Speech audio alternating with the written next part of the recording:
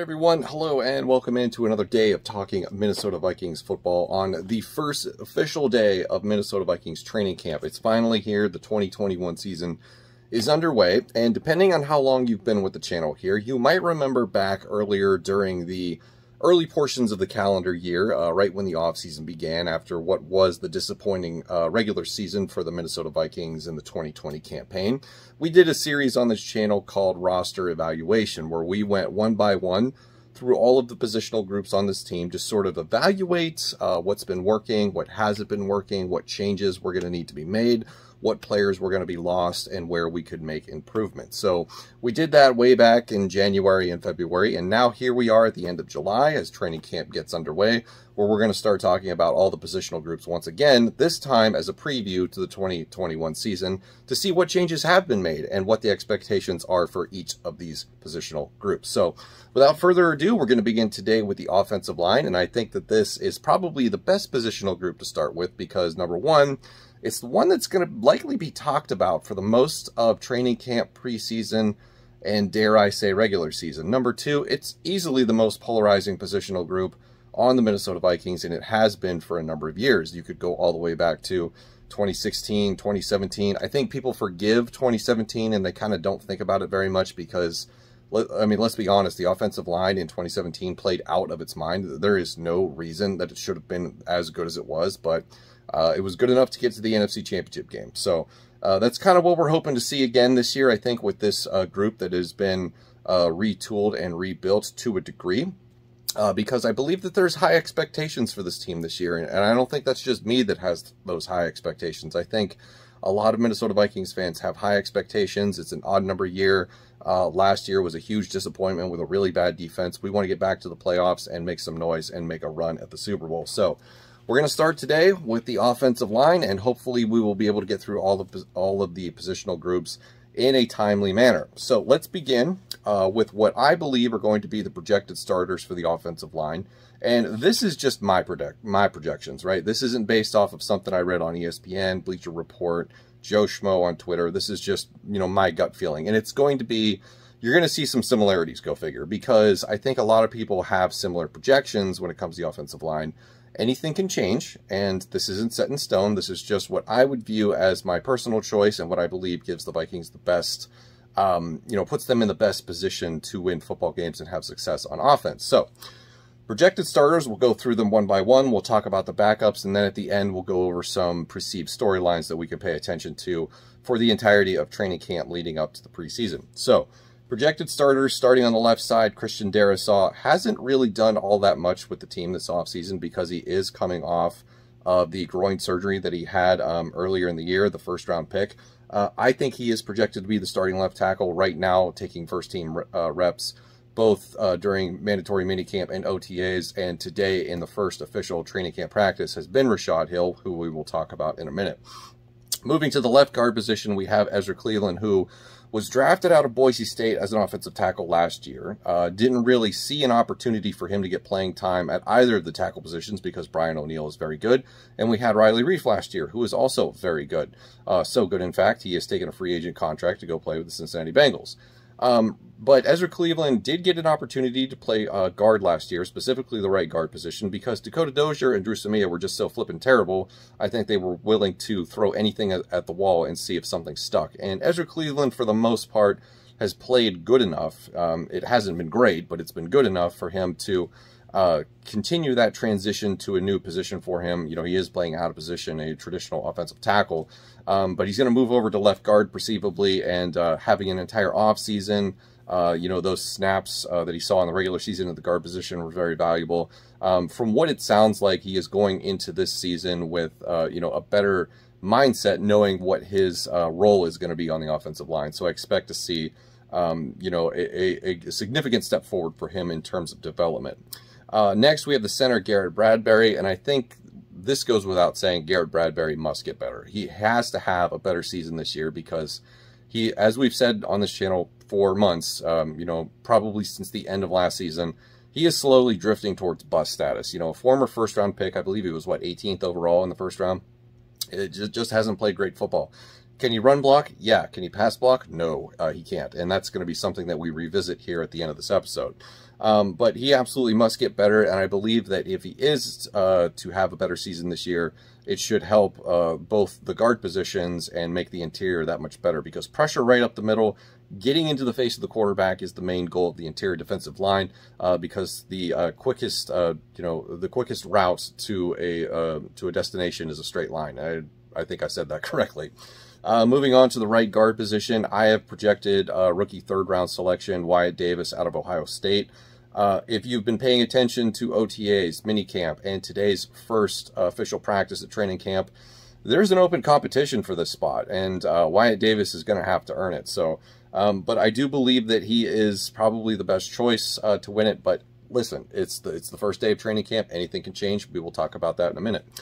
Brian O'Neill is the veteran anchor on the offensive line, really the only returning quality starter, in my opinion, and somebody who could definitely demand a pretty significant contract extension when the time is right. So Brian O'Neill has been one of those players that has developed into something of a nice surprise for the Minnesota Vikings on the offensive line, so it's great to have him for another season at the right tackle position.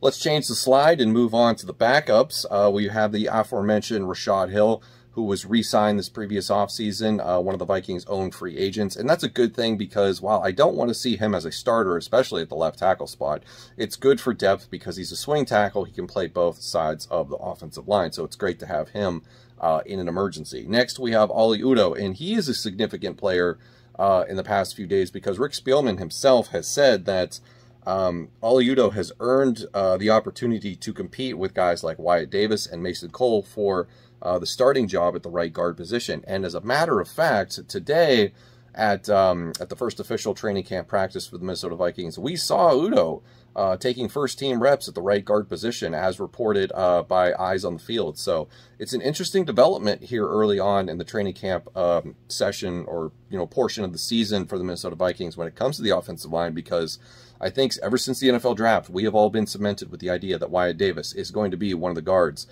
for this offensive line, and we all kind of assume that he would play right guard, because having two rookies on the left side seems like a kind of a thing that you don't really want to do. So we've gotten used to this. We've gotten used to this idea that it's going to be Wyatt Davis right guard opening day, and it might not be. And it looks like Udoh is getting his opportunity to make a name for himself so far early on. After that, we have Drew Samia. I have nothing to say about Drew Samia. It appears the organization still believes in him, and they still believe that he can develop, so we'll see how that goes. Mason Cole has, of course, come over from the Arizona Cardinals in a trade this past offseason. What his role yet is undefined, but it looks like he's probably just here as depth for the interior. I would say he's probably depth for the center position, because the team doesn't have Brett Jones anymore. And Brett Jones wasn't allowed to do anything but play center when he was on this team. I don't know why. They absolutely refused to attempt to try him at the guard position when Samia and Dozier were struggling. So mystery in and of itself, but I think that is the role that Mason Cole is going to find himself in. We'll see how he does when he gets reps at the guard position. We also have Dakota Dozier.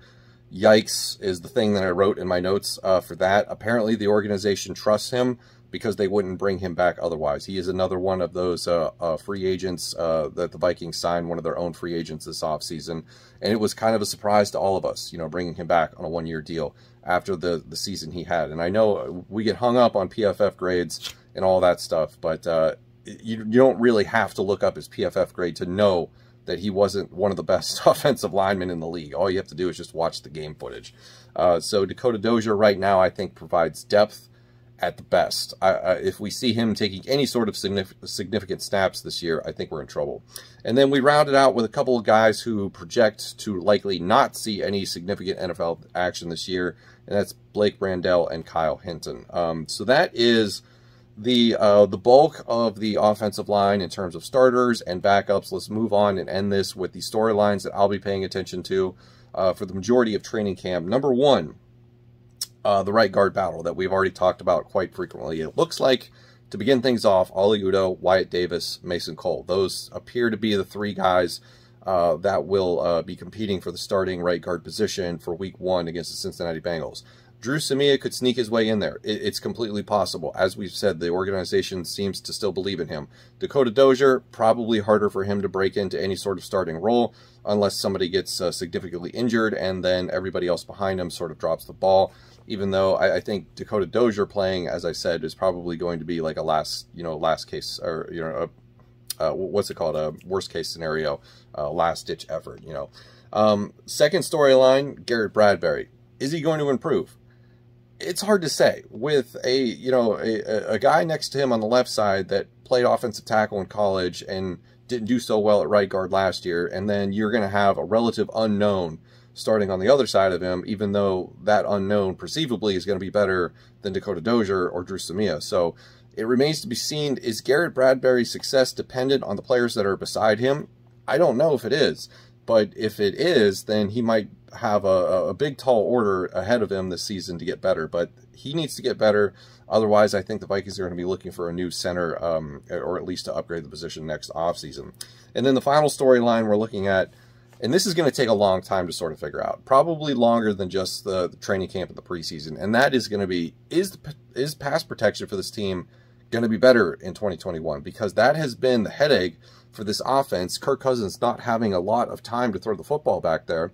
And other than the left tackle position, well, the two tackle positions last year, is the interior going to be better? And I don't know if that's going to be the case, because if you look at what we have, and we don't really know what we have in Wyatt Davis yet because he's a rookie, and you could argue the same thing about Christian Darrisaw so far because he's not even practicing as of now.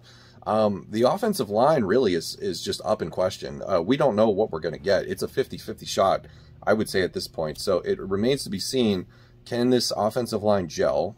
Can it actually do what it needs to do, and that's pass protect for Kirk Cousins? Now, are they going to be passing a lot in this season? I don't think so. I think Kirk Cousins might have some of the fewest passing attempts just in the division, and I think that there's a statistic that he already has achieved that or something close to it. But as far as pass protection for the Minnesota Vikings goes in 2021, it really relies on the interior and what you get out of your first round pick in Christian Darrisaw. So did they upgrade the offensive line this previous offseason? I would say Christian Darrisaw is, I don't know if it's an upgrade over Riley Reiff. It depends on how he does this year. But for right now, it gives me confidence that the left tackle position is okay. Whether we kept Riley Reiff or graded Christian Darrisaw, I'd say that's probably a break even at this point. We'll see if Darrisaw plays above what Riley Reiff did last year. The interior offensive line, ultra dependent on Garrett Bradbury doing better, ultra dependent on Ezra Cleveland, molding into his role as a guard instead of a tackle. And really, it's just a relative unknown at right guard. So the interior is still a huge question mark in my mind. Brian O'Neill, he's good. We don't have to worry about him. So that's going to do it for this position preview for the offensive line. Really a lot of stuff to talk about, and we could probably go on and on and on about this group, and we're going to be doing that for most of the year. So as I said, it's the most polarizing position group for the Minnesota Vikings. It has been for years. It's been our biggest complaint, and I think that if we do get pass protection solved, there will be no more excuses this year for Kirk Cousins and this team. They need to get to the next level. So that's going to do it for this video. Thank you very much for watching. Let me know what you think in the comments below. I'll see you in the next one.